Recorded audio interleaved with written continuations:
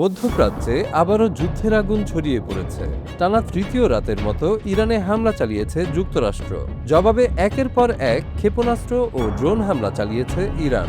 এবার শুধু মধ্যপ্রাচ্যের মার্কিন ঘাঁটি নয়, উপসাগর জুড়ে যুক্তরাষ্ট্রের মিত্র দেশগুলো সরাসরি হামলার মুখে পড়েছে। এতে নতুন করে বড় যুদ্ধের শঙ্কা আরও তীব্র হয়েছে। মার্কিন সেন্ট্রাল কমান্ড সেন্টকম জানিয়েছে, সোমবার সন্ধ্যা থেকে প্রায় 5 ঘন্টার অভিযানে বুশেহর, বন্দর আব্বাস, চাবাহার, জাস, কোনারাক ও আবু মুসা সহ ইরানের দক্ষিণাঞ্চলের একাধিক সামরিক লক্ষ্যবস্তুতে হামলা চালানো হয়েছে। ওয়াশিংটনের দাবি, হরমুজ প্রণালীতে বাণিজ্যিক জাহাজ চলাচল নিরাপদ রাখতেই এই অভিযান। এর জবাবে ইরানের ইসলামী বিপ্লবী গার্ড বাহিনী আইআরজিসি উপসাগর জুড়ে পাল্টা হামলা শুরু করে। বাহরাইন, কুয়েত ও জর্ডানে থাকা মার্কিন সামরিক স্থাপনা লক্ষ্য করে ক্ষেপণাস্ত্র ও ড্রোন ছোড়া হয়।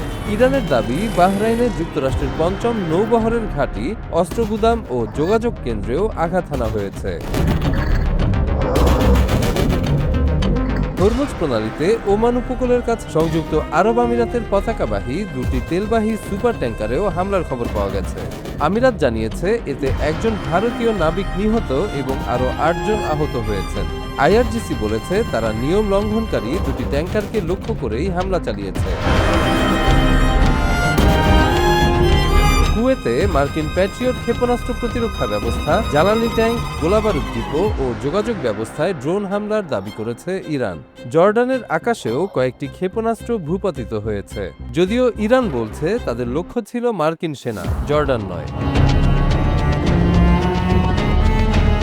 এই হামলার পর বাহরাইন, কুয়েত, কাতার, ওমান, সংযুক্ত আরব আমিরাত ও জর্ডানে আকাশ প্রতিরক্ষা ব্যবস্থা সক্রিয় করা হয়েছে। বিশ্লেষকদের মতে, যুক্তরাষ্ট্রের সামরিক ঘাঁটি থাকায় এসব দেশ যেমন ইরানের হামলার লক্ষ্যবস্তু হচ্ছে, তেমনি মার্কিন প্রতিরক্ষা ব্যবস্থায় আবার তাদের বড় ধরনের ক্ষয়ক্ষতি থেকে রক্ষা করছে। বিশেষজ্ঞরা বলছেন, উপসাগরীয় দেশগুলোর অত্যাধুনিক আকাশ প্রতিরক্ষা ব্যবস্থা অনেক হামলা ঠেকাতে পারলেও বড় চ্যালেঞ্জ হয়ে উঠছে ইরানের স্বল্প মূল্যের শাহেদ ড্রোন। কয়েক কোটি ডলারের প্রতিরোধী ক্ষেপণাস্ত্র দিয়ে তুলনামূলক কম দামে ড্রোন ভূপাতিত করতে হচ্ছে, যা দীর্ঘমেয়াদে ব্যয়বহুল এবং প্রতিরক্ষা সক্ষমতার উপর চাপ তৈরি করছে। এদিকে মার্কিন প্রেসিডেন্ট ডোনাল্ড ট্রাম্প দাবি করেছেন, ইরানের সামরিক সক্ষমতা ধীরে ধীরে ভেঙে দেওয়া হচ্ছে। তবে একই সঙ্গে তিনি বলেছেন, এখনও সমঝোতার সুযোগ রয়েছে। অন্যদিকে ইরানের পার্লামেন্ট হরমুজ প্রণালীর নিরাপত্তা ও নিয়ন্ত্রণ নিয়ে নতুন একটি কৌশলগত বিল উত্থাপন করেছে। দেশটির কর্মকর্তারা জানিয়েছেন, নিজেদের সীমানা রক্ষায় তারা কোনো ছাড় দেবেন না। সংঘাতের প্রভাব ইতোমধ্যেই বৈশ্বিক জ্বালানি বাজারেও পড়েছে।